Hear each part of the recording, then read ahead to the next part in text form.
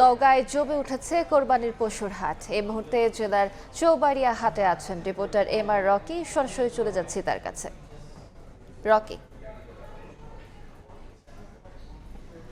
দিনক্ষণ হিসেব কষলে আসলে ২ সপ্তাহের কম সময় রয়েছে পবিত্র ঈদুল আজহার। এর আগেই যারা কুরবানির এই পশু কেনার জন্য অনেকে হাটে আসছেন এবং বিক্রেতা যারা বিশেষ করে তৃণমূল খামারি তারাও কিন্তু এই মুহূর্তে হাটে তুলছেন এবং আমরা দেখছি এই হাটে একটা দর হাঁকাহাঁকি চলছে এবং এই অঞ্চলের যেসব গরু রয়েছে এই গরুগুলো কিন্তু এই মুহূর্তে হাটে তোলা হয়েছে, একটা দর যাচাই চলছে এবং সব মিলে একটা জমজমাট কারবার কিন্তু আমরা দেখছি। গত কদিনের তুলনায় আজকে যে হাটটিতে রয়েছে নওগাঁর চৌবাড়িয়া হাট, এই হাটে আজকে পর্যাপ্ত দেশীয় গরুর কিন্তু সমারোহ। বিশেষ করে ষাঁড় গরু মাঝারি বড় ৩ লাখ থেকে ৩.৫ লাখ টাকা দামের গরু এখানে আমরা বেচাকেনা করতে দেখেছি এবং দামের জায়গাটা আসলে পরস্পর বিরোধী কিছু বক্তব্য আমরা জানতে পারছি। বিশেষ করে যারা ক্রেতা তারা বলছেন এখন পর্যন্ত অনেকে গরু ছাড়ছেন না, কারণ শেষ পর্যন্ত দেখতে চান তারা।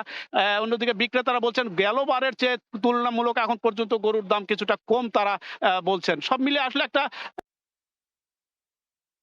হয়েছে, কিন্তু দরদাম পরস্পর বিরোধী হিসেব কষে কিন্তু এখন চলছেন এবং অনেকেই গরু কিনে নিয়ে কিন্তু পরম যত্নে ঈদের আগে আরেক দফা বিক্রির একটা চেষ্টা করে থাকেন। কিছু ব্যাপারীর এটি হাত বদল হয়ে থাকে। এই কারবারে আমরা দেখছিলাম জেলায় প্রায় এবছর ৮ লাখ পশু কুরবানির জন্য কিন্তু প্রস্তুত করা হয়েছে খামার পর্যায়ে এবং এই পশুগুলো তৃণমূল খামার থেকে এখন হাটে তোলা হচ্ছে। গরু ছাড়াও কিন্তু আমরা দেখেছি ছাগল, ভেড়া, সব মিলে এই হাটটি এখন একটা পর্যাপ্ত গরুর সমারোহ, দর হাঁকাহাঁকি, কেনা বেচার জমজমাট কারবারই কিন্তু এই মুহূর্তে লক্ষ্য করা যাচ্ছে। এই ছিল সার্বিক নওগাঁর চৌবাড়িয়া হাটে কুরবানি পশু বেচা কেনার খবর আমার কাছে। সরাসরি যুক্ত ছিলাম নওগাঁয়।